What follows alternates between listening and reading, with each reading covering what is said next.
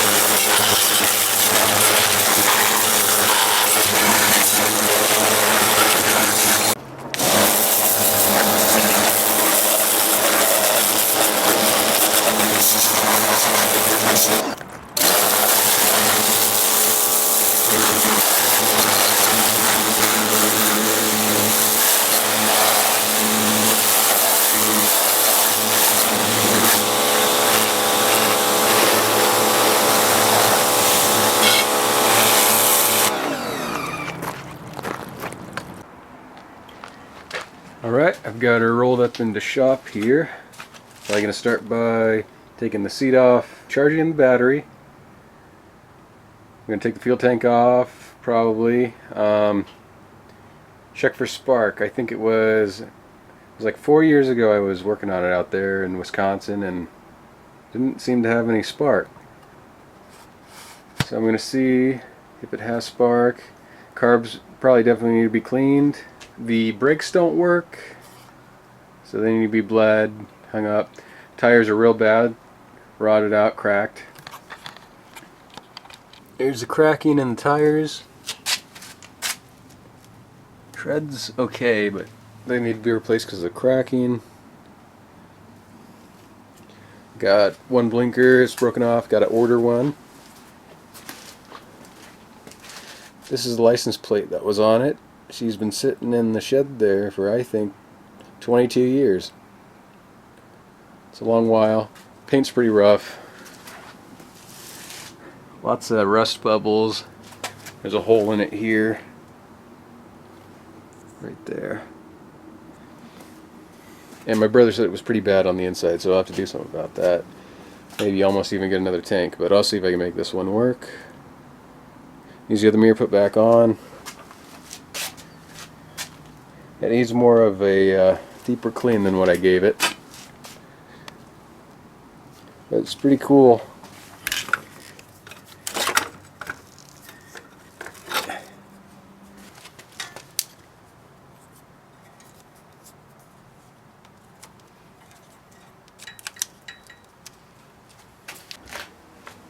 see if there's any power. Lights came on.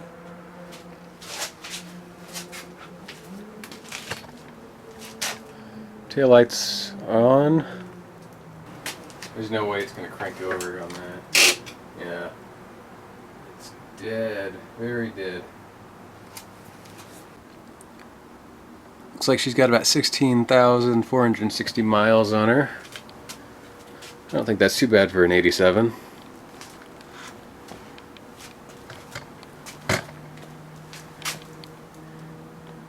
Fuel tank's empty, so that gauge will have to be worked on. Looked at the receipt. The bike was bought in 1992 and it was about 5 years old by my grandfather, but he must have bought it for my uncle. I think he rode it the most. So yeah, I'm going to take off the tank, take off the seat, and get to work on her.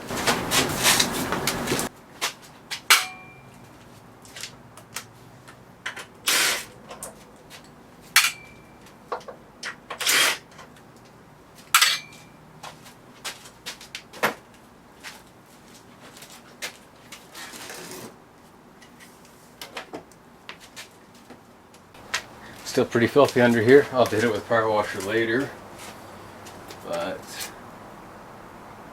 now I can start to dig into things. Alright, with the battery hooked up, I'm going to see if he cranks over alright. Keys, where do the keys go? Oh, in my pocket.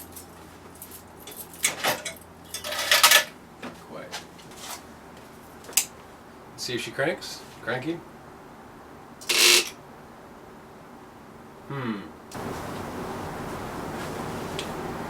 What can I do? What can I do? So I'm letting the battery charge up a little bit. While I'm doing that, I was looking at the fuel tank here. There's a connection on the bottom, but I don't know if you can hear this, but that sounds like a lot of rust inside that tank. That's pretty bad. So I'm going to take a look at it.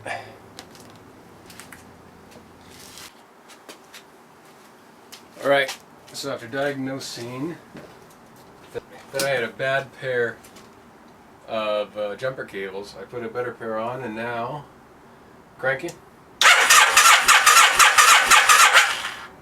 Now it cranks over. Cool. Now I can work on seeing if I have any spark. Alright, so I'm going to take my handy little screwdriver here. I'm going to stick it in the end of my spark plug wire. I'm going to hold it up right next to the spark plug there. Should be able to see some spark happening if everything's working. So far no good. Let me get a little closer. Here we go, cranking. Nothing.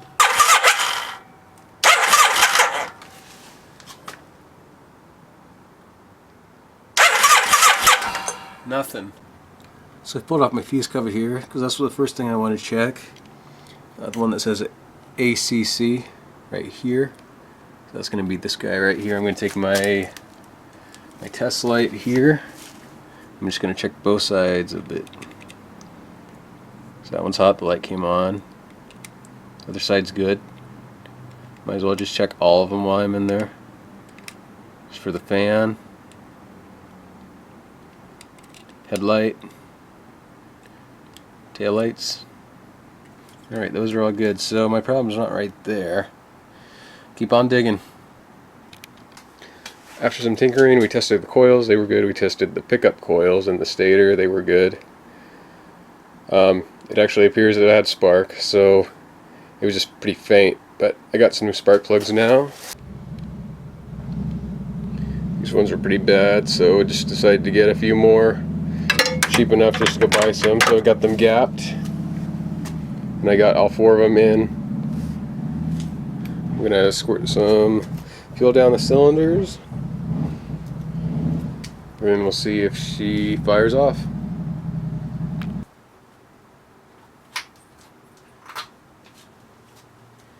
Alright, cranking.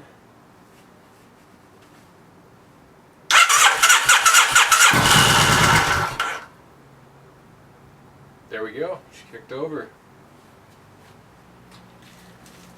I can't move the carburetor, I can't move the throttle.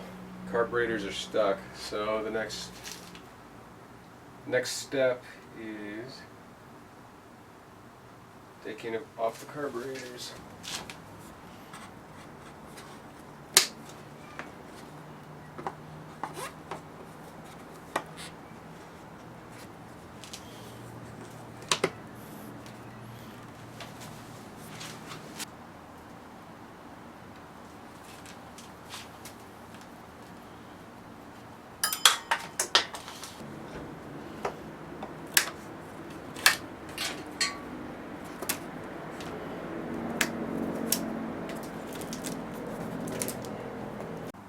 Right, so I've got carburetors out of there.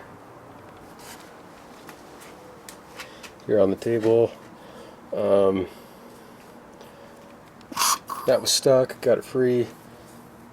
This guy was also stuck too on the other side.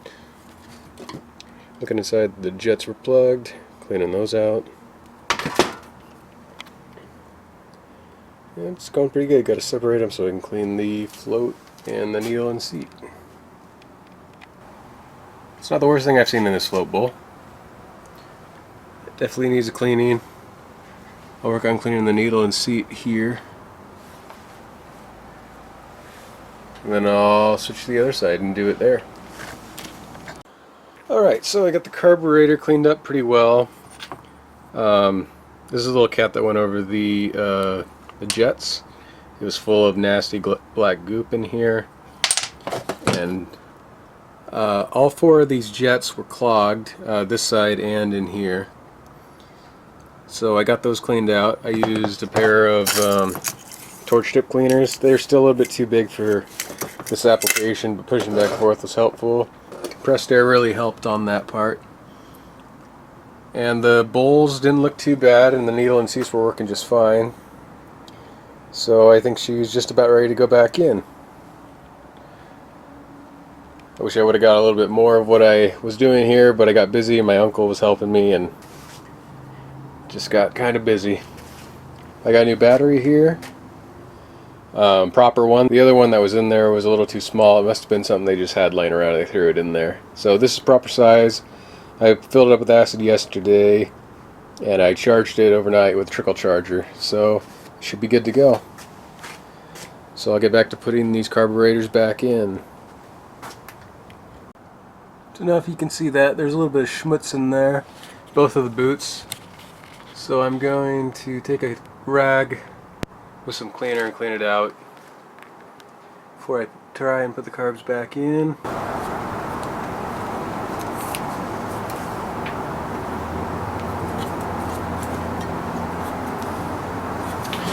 Looks like it.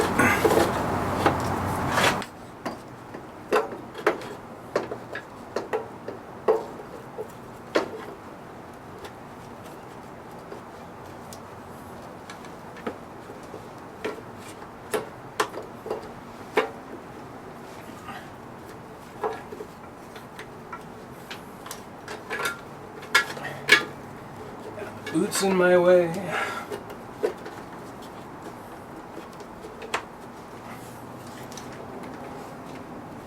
Down she goes.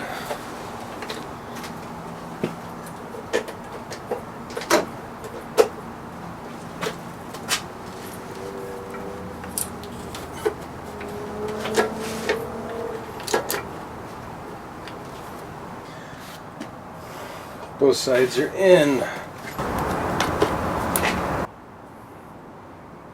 Okay. Fuel pump, that's next. It probably works. Hard to say.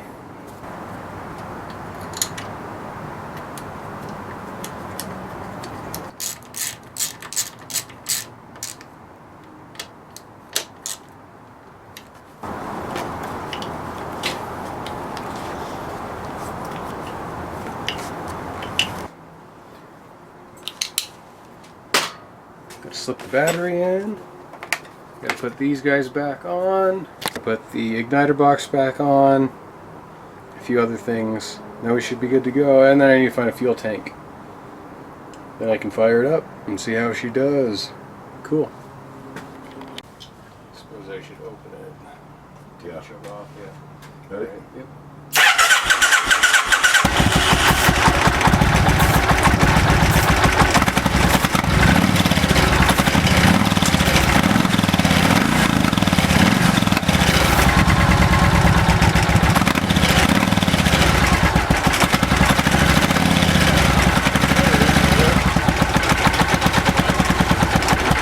So we're leaking a little bit here. So now try to pull the choke and see if we're in.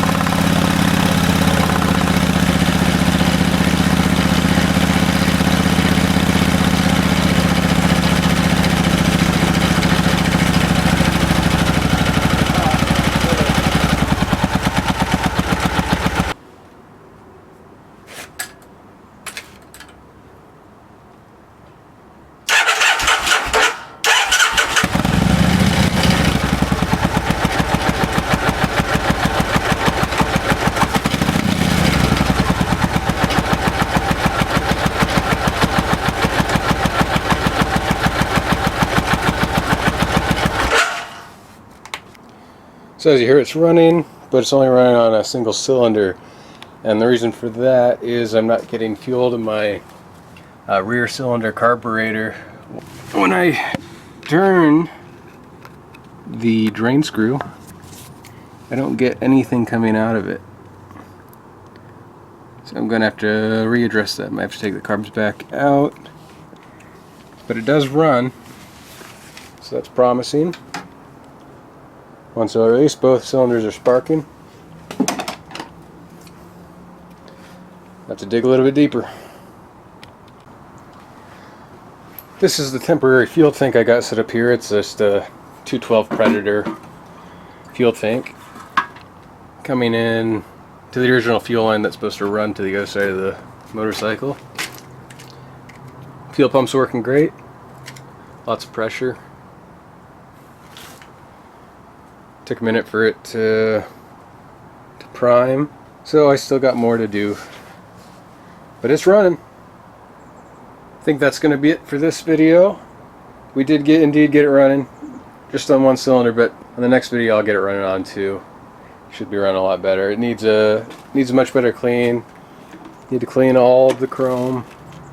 It's very faded and dirty. Gotta do that.